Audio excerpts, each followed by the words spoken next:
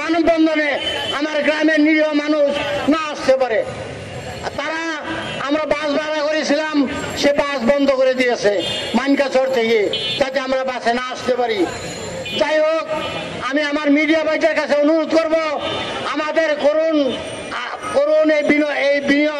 এই নিবেদন আপনারা দয়া করে তুলে ধরুন, নচেত রামপ্রসাদের চর গ্রামটি 2-1 বছরের মধ্যেই বাংলাদেশ মানচিত্র থেকে হারিয়ে যাবে। এদের কাছে আমরা একেবারেই অসহায়। আপনারা জানেন নির্বাহী অফিসারের কাছে কতবার জিজ্ঞেসি, একটু আগে মিলি পড়েছে, কতবার জিজ্ঞেসি, উনি কয় আমি অসহায়, আমি কিছুই করতে পারি না।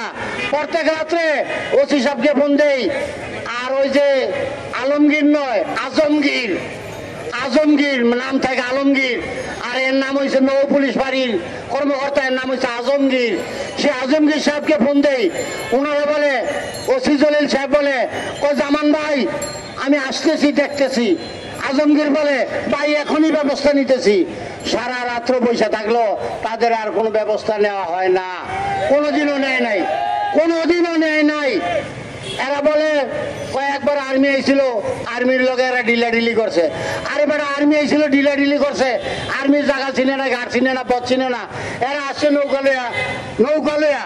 আর এই দুর্বৃত্তদের আছে 2টা স্পিড বোট, সেই 2টা স্পিড দিয়া নৌকার মধ্যে এখন ঢিলাই আবার দূরে চলে যায়।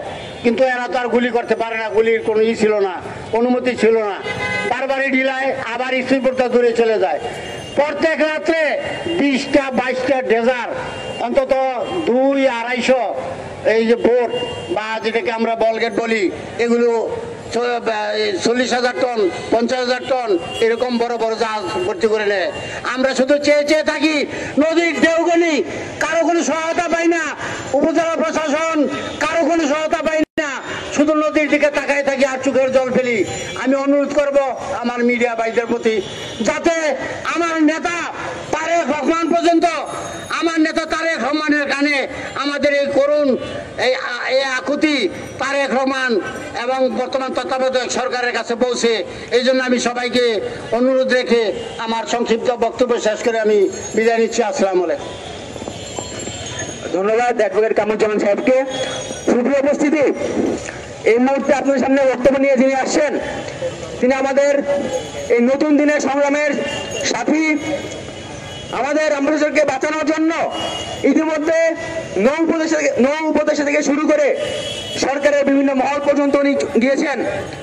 আমরা একটি কোস্টগার্ড বসানোর জন্য আবেদন করেছিলাম, সেই আবেদনও সরকার সিদ্ধান্ত গ্রহণ করেছিল, কিন্তু আমাদের স্থানীয় প্রশাসন থেকে বলা হয়েছে এখানে কোস্টগার্ডের প্রয়োজন নাই। আপনারা বুঝতে পারছেন স্থানীয় প্রশাসন কেন এই কথা বলছে? তাদের প্রতিদিন যাতে পকেট হাসতে পারে, কোস্টগার্ড থাকলে সেই পকেটটা হাসবে না। প্রিয় উপস্থিতি, এই মুহূর্তে আমি বক্তব্য রাখার জন্য অনুরোধ করছি জুলাই গণঅভ্যুত্থানের চিরজানা মুখ, সারা বাংলার চষে বেড়ানো সেই ছাত্র নেতা, বাংলাদেশ ছাত্র অধিকার পরিষদের বিপ্লবী সাধারণ সম্পাদক প্রহ্লাদ নাজমুল হাসান ভাইকে।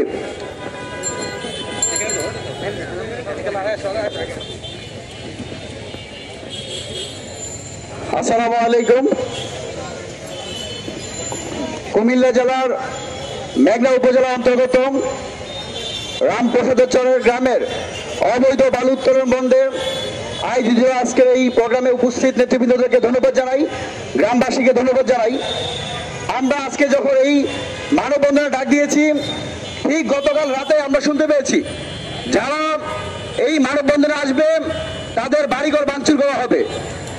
আমরা দেখতে পেয়েছি রামপ্রসাদের চরের একজন ব্যাংক কর্মকর্তা শাহাবুদ্দিন, তার বাড়িতে এই বালু সন্ত্রাসীরা গতবার কিভাবে হামলা করেছিল।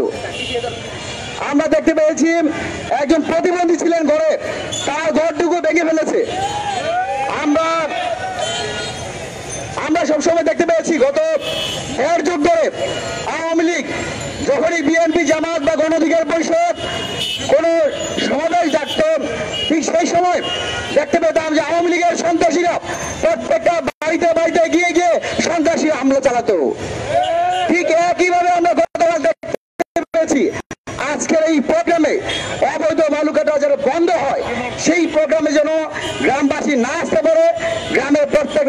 চালিয়েছে।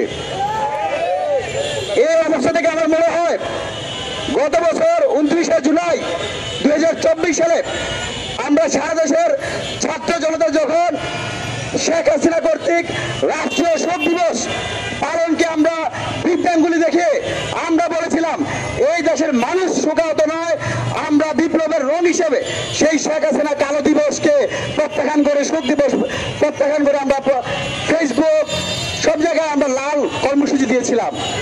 তখন পুরো বাংলাদেশ দুইটা শিবিরে বিভক্ত ছিল। একদল ছিল ফেসিবাদ শেখ হাসিনার দোষর, আরেক দল ছিল এদেশের খেটে খাওয়া নিপীড়িত জনতা যারা এদেশ থেকে শেখ হাসিনার মুক্তি চায়। পুরো বাংলাদেশ তখন দুই ভাগে বিভক্ত হয়ে গেছিল, যা করে মানুষ মনে করেছিল শেখ হাসিনার পতন অনস্বীকার্য। আজকে আমরা মেঘনা যে অবৈধ বালু উত্তোলন কেন্দ্রিক যে প্রোগ্রাম, তার মাধ্যমে আবার প্রমাণ হলো মেঘনা আজকে দুইটা শিবিরে বিভক্ত। আজকে যারা এখানে এসেছে তারা অবৈধ বালু উত্তোলন বন্ধ করতে চায়, যারা বিভিন্নভাবে হামলা হুমকি মামলা দিতে চায় তারা হচ্ছে অবৈধ বালু উত্তোলনের পক্ষের লোক। আমরা বিএনপির প্রতি কোনো দাবি রাখতে চাই না।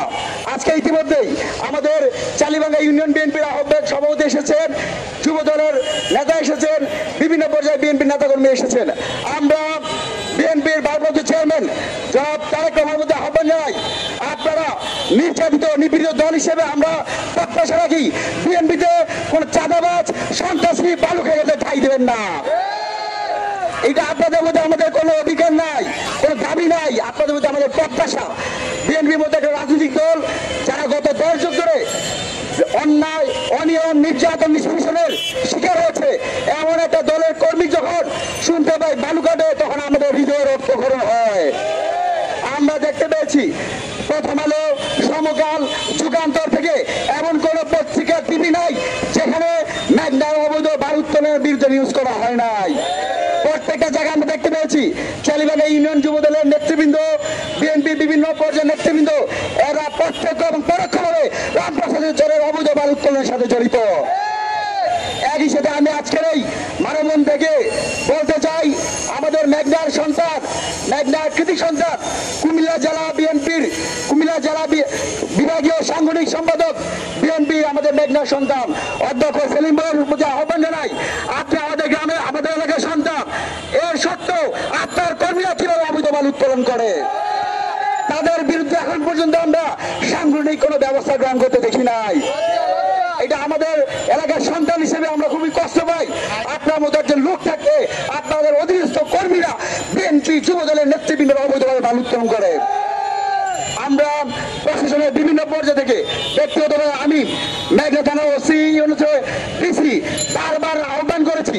আপনারা দেখেছেন বাংলাদেশে বর্তমান যে অবস্থা, পুলিশ প্রশাসন একদম ভঙ্গুর অবস্থা, সেই জায়গাতে পুরো 8 কোটি মানুষকে মুক্তির যে লড়াই সংগ্রামে মানুষকে নিরাপত্তা দানে সেনাবাহিনী অকুতোভয়ের ভূমিকা পালন করছে। কিন্তু দুঃখ লাগে, কষ্ট লাগে, পুরো বাংলাদেশের চিত্র একরকম, মেঘনার চিত্র আরেক রকম। যেখানে সেনাবাহিনীকে বারবার বলার পর একবার তারা অভিযানে গিয়েছে, অভিযানে সেনাবাহিনী যাওয়ার পর বালু খেতেও তারা হামলার শিকার হয়েছে। এবং এই যেখানে চিন্তা করেন নৌ পুলিশ ওখান থেকে বিতাড়িত হয়, সাধারণ মানুষরা টেরা যুদ্ধে অংশগ্রহণ করতে পারে না, তাদেরকে হামলা করে সেনাবাহিনীর পর্যন্ত তাদেরকে হামলার শিকার হতে হয়। আমরা বাংলাদেশ সেনাবাহিনীর প্রতি আহ্বান জানাই, আমরা কোনো দাবি নিয়ে আসি নাই, আমরা এসেছি আমাদের অধিকার রক্ষা করার জন্য। আমরা আপনাদের সহযোগিতা চাই। আমরা কোনো কিছু বলতে চাই না, আমাদের যে জমি যেটা আছে, বাড়িঘর আছে, আমরা যেন মরলে আমার কবরটা যেন বড়িকান্দি রামপ্রসাদের চলে দিতে পারি। যেভাবে বালু উত্তোলন হচ্ছে, এভাবে বালু উত্তোলন হলে আর 1 মাস পর